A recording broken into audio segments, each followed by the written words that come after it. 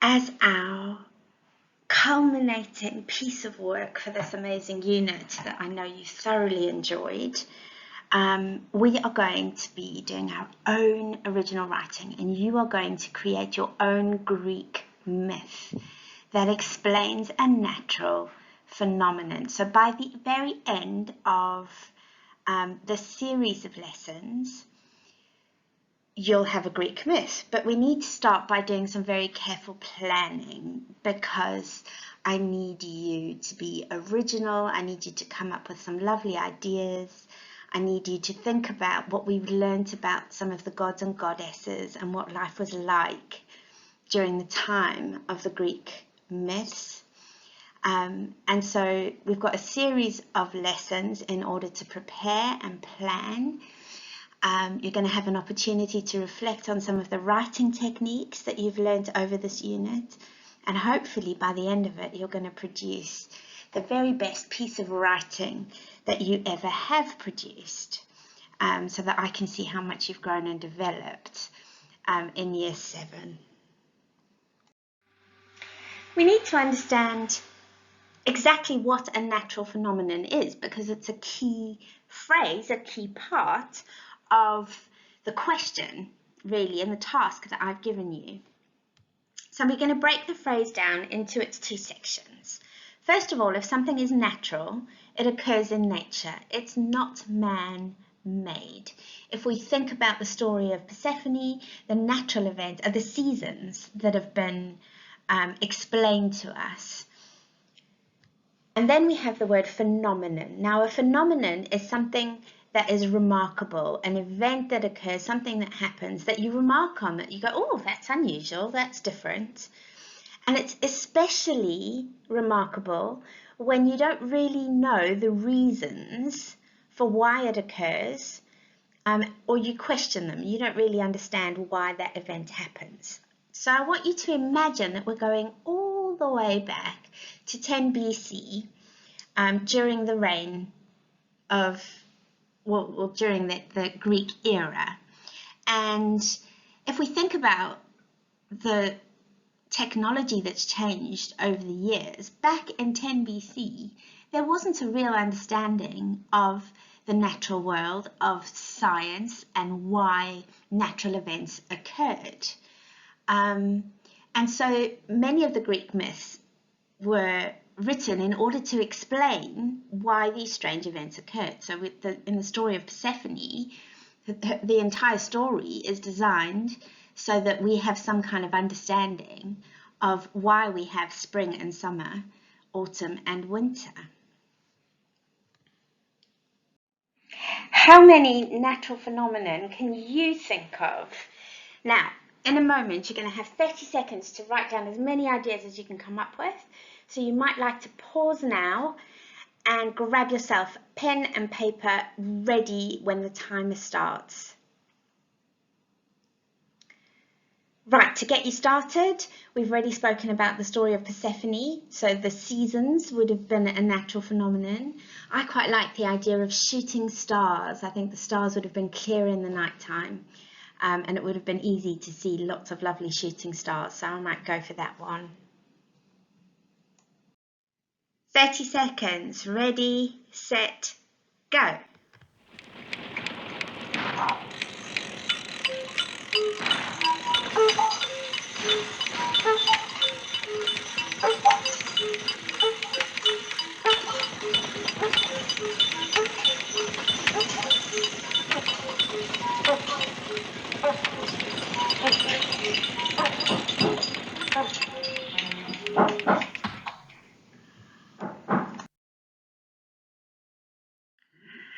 How many did you come up with? I gave you my example of shooting stars, but I've got 3 ideas here. Perhaps you might like to think about a rainbow, and possibly in this picture you can see that there's a double rainbow. Then we've got a tornado, or some lightning, some kind of storm.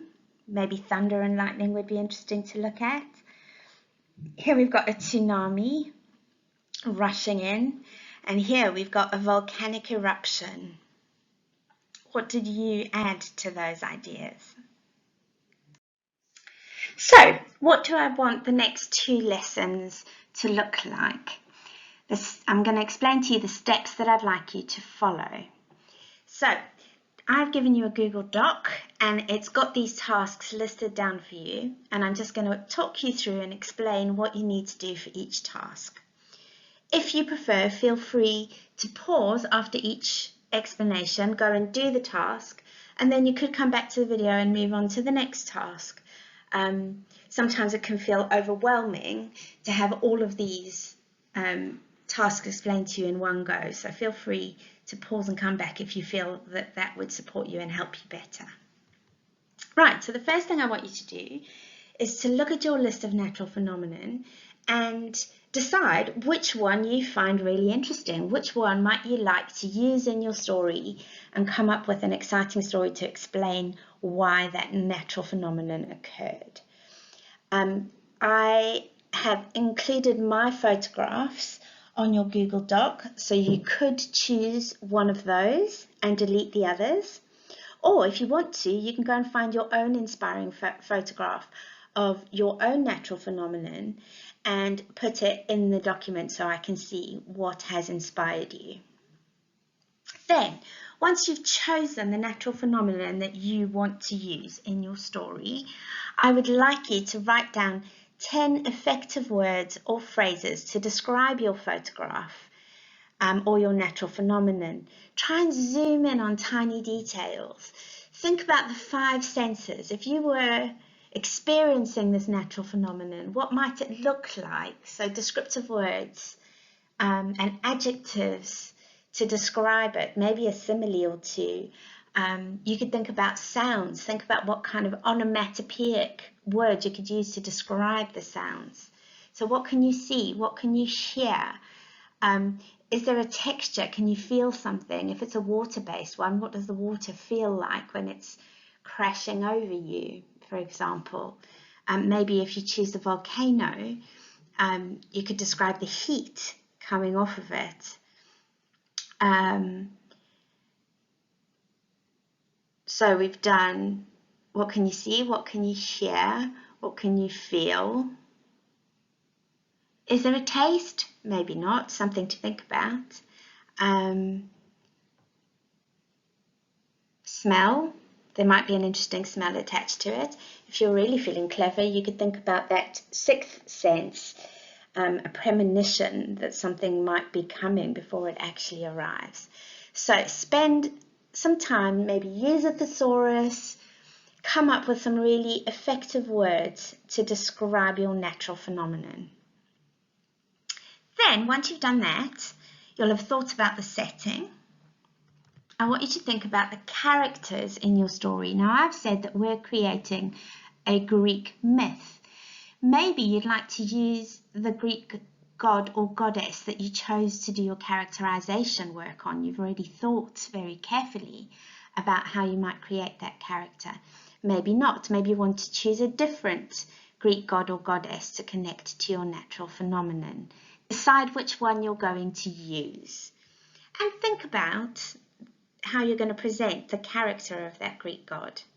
You're going to need some other characters in your story too, so you could have a little think about other characters and what might they be like.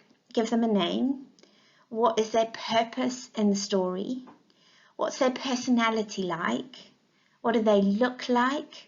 Or anything else interesting that you might like to include about this character that's going to appear in your story. In the second lesson, once you've got a really good idea of your setting and your characters, I want you to start thinking about plot. What is actually going to happen in your story? So you need to think about your ideas, and once you've got those ideas, you're going to organize them into some kind of logical order. So we need to make sure that you definitely will have thought about setting and character. What kind of problem is going to occur? What is your key event going to be? And then how does that key event cause the natural phenomenon? And then you're going to need to tie up any loose ends. Now, there are various ways that you can organize your ideas. You can use the structure strip that I've written for you on your doc, so it looks like a table, and I've put some ideas in the left-hand column. You do not write your story in that table. You just jot down your ideas. You might not even use all of those ideas. You might want to use it as a brainstorming exercise where you put lots of ideas in and then highlight the one that you want to use.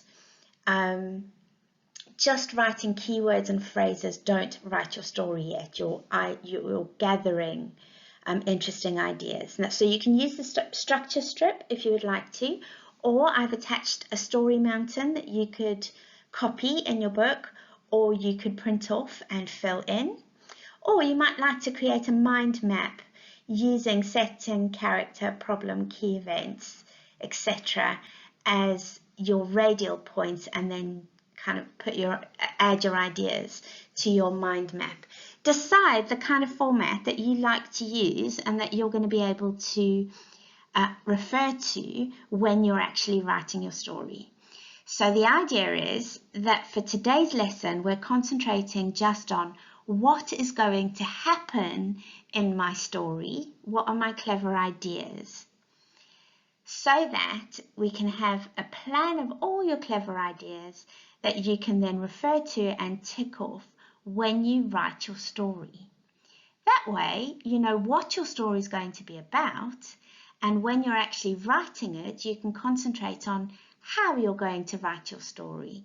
What kinds of sentence structures are you going to use? How are you going to describe what's happening? And that we'll focus on when we actually start writing the story. I so look forward to looking at your work.